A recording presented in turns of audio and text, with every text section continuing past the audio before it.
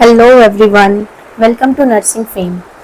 आज का हमारा टॉपिक है वाइटल साइंस। आज हम पढ़ेंगे कि वाइटल साइंस क्या होते हैं, कितने टाइप के होते हैं और कैसे हम इनको चेक कर सकते हैं। Let's start. First of all, vital science होते क्या हैं?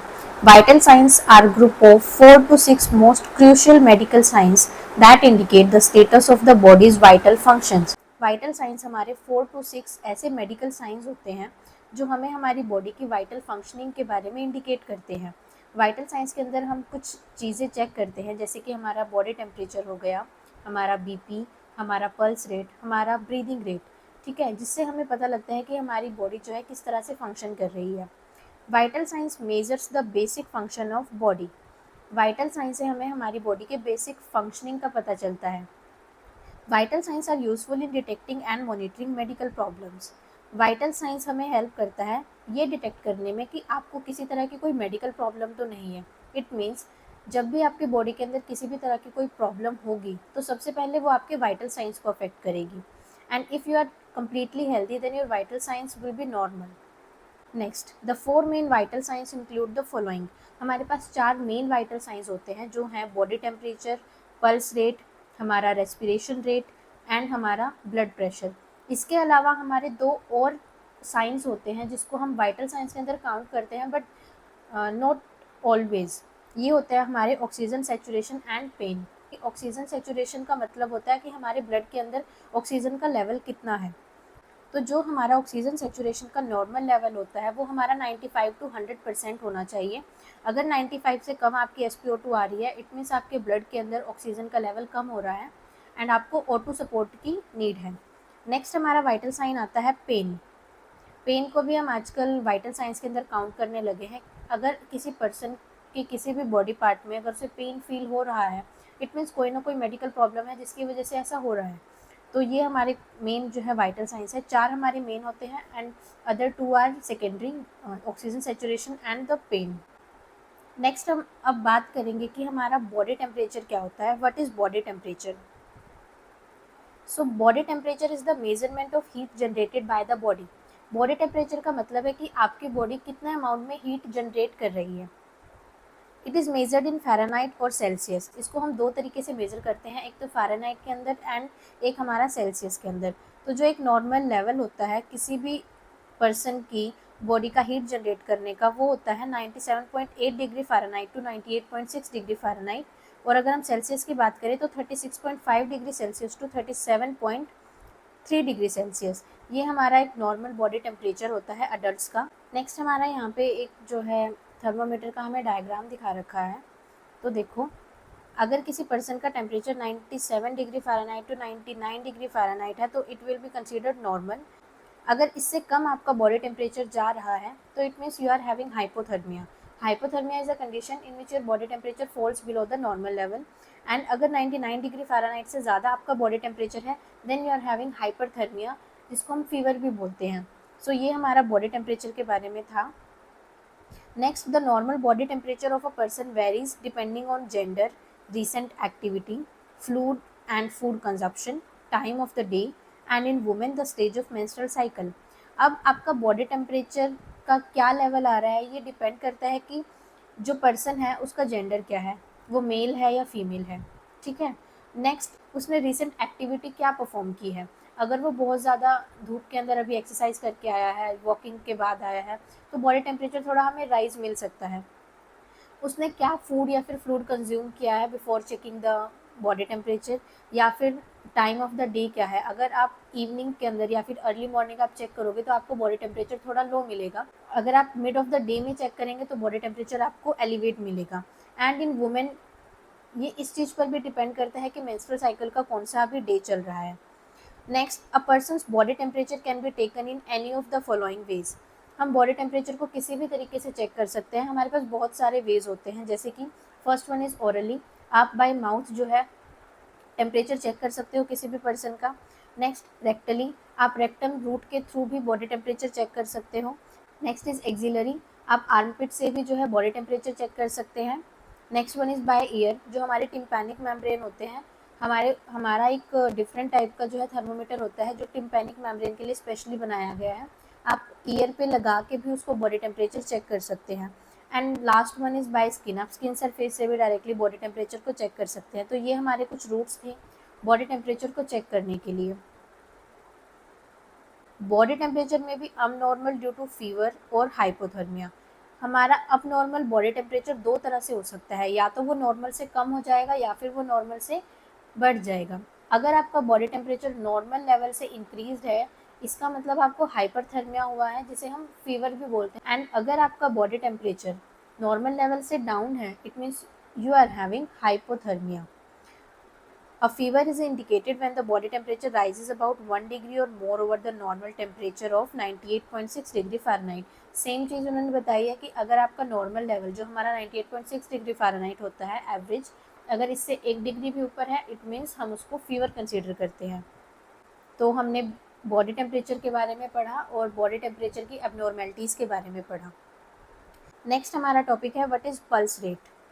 सो देखो, the pulse rate is the measurement of the heart rate और the number of times the heart beats per minute. हमारा जो हार्ट होता है वो कंटिन्यूसली बीट करता रहता है। 1 मिनट के अंदर आपका हार्ट जितनी बार बीट करेगा वो सिंपली हमारा पल्स रेट होता है, या फिर हम उसको हार्ट रेट भी बोलते हैं।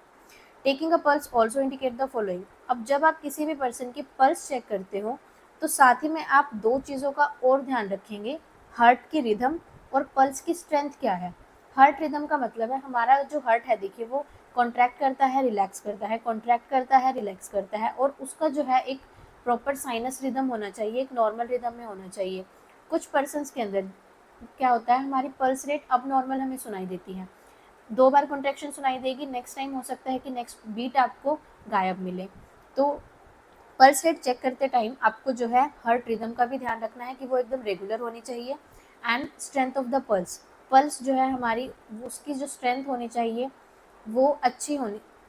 Next, strength of the pulse, it means week pulse अगर किसी पर्सन की है तो वो अब नॉर्मल है। नेक्स्ट, हमारी जो नॉर्मल पल्स होती है वो 60 to 100 बीट्स पर मिनट होती है फॉर एन अडल्ट पर्सन।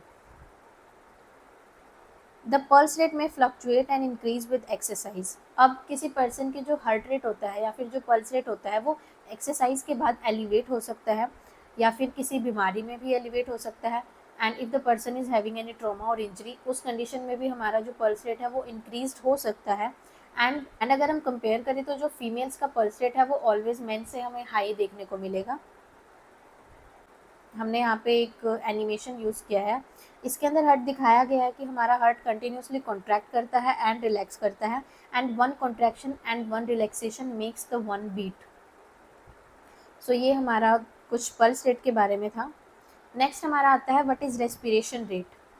तो रेस्पिरेशन रेट क्या होता है? Respiration rate is the number of breaths a person takes per minute. Respiration का मतलब होता है कि एक पर्सन 1 मिनट के अंदर कितने बार सांस ले रहा है। Breathing in and breathing out makes one respiratory cycle. So respiration का मतलब है कि एक पर्सन कितने नंबर ऑफ टाइम्स ब्रीथ कर रहा है 1 मिनट के अंदर। The rate is usually measured when a person is at rest. And हम रेस्पिरेशन रेट को कब चेक करेंगे? जब एक पर्सन रेस्ट पे होगा। चलते फिरते कभी हमने रेस्पिरेटरी रेट किसी पर्सन का नहीं चेक करना है। कोई पर्सन अगर कुछ काम कर रहा है उस टाइम पे हम रेस्पिरेटरी रेट नहीं चेक करेंगे। जब एक पर्सन रेस्ट पे होगा तभी हम रेस्पिरेटरी रेट को चेक करेंगे। It is measured by counting the number of breaths for 1 minute bye counting how many times the chest rises. अब इसको चेक करने का एक आसान सा तरीका है। हमने क्या करना है, हमने पर्सन की जो है चेस्ट पर ध्यान देना है कि उसकी चेस्ट 1 मिनट में कितने बार राइज कर रही है। तो उससे हमें उसका रेस्पिरेटरी रेट पता लग जाएगा, क्योंकि रेस्पिरेशन के दौरान हमारी जो चेस्ट होती है वो एक साइकिल में एक बार राइज करती है। तो ये बहुत सिंपल सा तरीका है रेस्पिरेटरी रेट को चेक करने का कि एक पर्सन की चेस्ट जितनी बार राइज करेगी 1 मिनट के अंदर, that will be the respiratory rate. And normal value जो है रेस्पिरेटरी रेट की एक अडल्ट पर्सन के अंदर वो है 12 to 18। देखो यहाँ पे हमारा एक डायग्राम दिखाया हुआ है, breathe in and breathe out. जब आप ब्रीथ इन करते हो तो आपकी चेस्ट एक्सपेंड होती है, राइज करेगी, एंड जब आप ब्रीथ आउट करते हो तो आपकी चेस्ट जो है वो कॉन्ट्रैक्ट करेगी, मतलब अंदर की तरफ जो है इट विल मूव इनवर्ड्स। तो ये हमारा रेस्पिरेटरी रेट के बारे में हो गया। नेक्स्ट हम पढ़ेंगे व्हाट इज़ ब्लड प्रेशर। तो ब्लड प्रेशर क्या होता है? Blood pressure is the amount of force exerted by blood against the walls of artery. अब देखो, हमने अभी पीछे पल्स रेट में पढ़ा था कि हमारा जो हार्ट होता है वो कंटिन्यूसली कॉन्ट्रैक्ट करता है। जब हमारा हार्ट कॉन्ट्रैक्ट करता है तो वो ब्लड को हमारी आर्टरीज के अंदर पहुंचाता है। तो कॉन्ट्रैक्शन के साथ जब हमारा ब्लड आर्टरीज के अंदर जाता है तो वो जो ब्लड होता है वो आर्टरीज की वॉल के ऊपर प्रेशर लगाता है एंड उसी प्रेशर को हम बोलते हैं blood pressure. Blood pressure check करते टाइम हम दो वैल्यूज़ को चेक करते हैं। Two values are recorded when measuring blood pressure. The higher number or systolic pressure refers to the pressure inside the artery when the heart contracts. जब आपका heart contract करेगा उस टाइम आपका जो ब्लड प्रेशर होता है वो हाई होता है, जिसको हम सिस्टोलिक वैल्यू बोलते हैं। And when the heart relax the lower number और diastolic pressure is measured. Heart जब कॉन्ट्रैक्ट करेगा उस वैल्यू को हम बोलेंगे systolic pressure and when the heart relax that value will be called diastolic pressure. जो नॉर्मल हमारी वैल्यू होती है ऑन एवरेज अगर हम देखें अडल्ट ह्यूमन के अंदर तो 120/80 हमारा नॉर्मल बीपी होता है। 120 is the systolic BP and 80 is the diastolic BP. देखिए कुछ इस तरह से हमारा जो है सर्कुलेटरी सिस्टम वर्क करता है। हमारा हार्ट कॉन्ट्रैक्ट किया और मेन अरोटा जो हमारी जो मेन आर्टरी है हमारी बॉडी की उसके अंदर ये ब्लड को पंप कर रहा है एंड कॉन्ट्रैक्शन के टाइम जो है हमारा ब्लड बहुत हाई प्रेशर के साथ आर्टरीज के अंदर जाता है, तो इसलिए हम उस वैल्यू को सिस्टोलिक वैल्यू बोलते हैं। एंड जब हार्ट हमारा रिलैक्स होता है तो जो ब्लड प्रेशर का जो लेवल होता है वो बहुत लो होता है, तो उसको हम डायस्टोलिक वैल्यू बोलते हैं। तो आज के लिए बस इतना ही। अगर वीडियो अच्छी लगी हो तो लाइक एंड कमेंट कीजिएगा and please subscribe my channel. And if you are having any doubt then you can comment me in the comment section. मिलते हैं नेक्स्ट वीडियो में। Thank you for watching.